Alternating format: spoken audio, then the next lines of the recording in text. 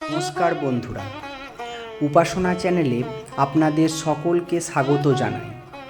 পরলোকে কি পাপের শাস্তি হয়, এমন চিন্তা মনে এলে কি করা উচিত? ইহলোকের পাশাপাশি পরলোক নিয়েও নানা রকম চিন্তা আমাদের পেয়ে বসে। আমরা ভাবতে থাকি, এই জীবনে যা পাপ তাপ হয়ে যাচ্ছে তার ফল কি হবে?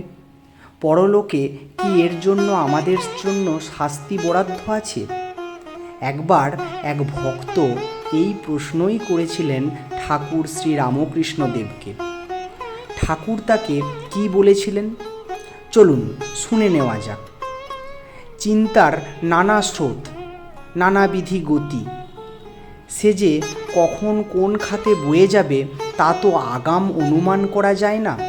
তাই চিন্তা যখন আমাদের আচ্ছন্ন করে, তখন আমরা তার উত্তর হাতড়ে বেড়াই।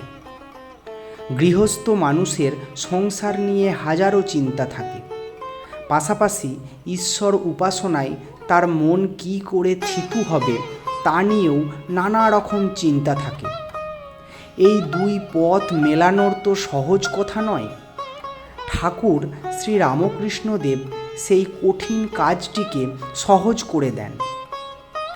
গৃহস্থকে তিনি বলেন, আগে মনটাকে পরশমণির ছোঁয়ায় সোনা করে নাও, তারপর সংসার করো, তাতে আর কোনো ভয় নেই। এ যেমন গেল একটা দিক, তেমনি আমাদের চিন্তা থাকে পরলোক নিয়ে। মনে হয় এই জীবনে জ্ঞাতসারে বা অজ্ঞাতসারে যেসব পাপ কাজ আমরা করে চলছি তার পরিণতি কি হবে? পরলোকে কি এর জন্য শাস্তি পেতে হবে? একবার এক ভক্ত এই প্রশ্ন করেছিলেন ঠাকুর শ্রী রামকৃষ্ণ দেবকে। ঠাকুর সব শুনে শান্ত হয়ে বললেন, তুমি আম খাও না, তোমারও সব হিসেব করার কি দরকার? পরলোক আছে কি না, তাতে কি হয়, এই সব খবরের কি দরকার তোমার? আম খাও, আমের প্রয়োজন।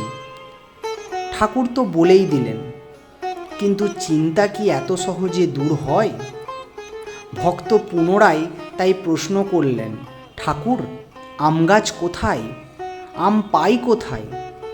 ঠাকুর এবার উত্তর দিলেন, গাছ, তিনি তো অনাদি ব্রহ্ম, তিনি আছেন, তিনি নিত্য। তবে একটি কথা আছে, তিনি হলেন কল্পতরু। এই কথা বলে ঠাকুর বলে উঠলেন, কালী কল্পতরু, মূল রে মন চারি ফল কুড়াই পাবি। সেই ভক্তকে উদ্দেশ্য করে বললেন, কল্পতরুর কাছে গিয়ে প্রার্থনা করতে হয়, তবেই ফল পাওয়া যায়। তবে ফল তরুর মূলে পড়ে, তখন কুড়িয়ে নেওয়া যায়। এই চার ফল হল ধর্ম, অর্থ, কাম এবং মোক্ষ। যে যেমনটি চায় সে তেমনটি পায়। ঠাকুর বললেন, জ্ঞানীরা মুক্তি অর্থাৎ মোক্ষ চান, ভক্তেরা ভক্তি চায়, আর তারা ধর্ম, অর্থ, কাম কিছুই চায় না। ভিডিওটি কেমন লাগলো বন্ধুরা, কমেন্ট করতে ভুলবেন না। আর এই ধরনের ভিডিও যদি আপনাদের আরও দেখতে ইচ্ছা করে এবং শুনতে ইচ্ছা করে, তাহলে চ্যানেলটি সাবস্ক্রাইব করে আমাদের সঙ্গে থাকবেন। দেখা হবে পরবর্তী কোনো এক ভিডিওটিতে। প্রণাম ঠাকুর, প্রণাম মা, প্রণাম স্বামীজি।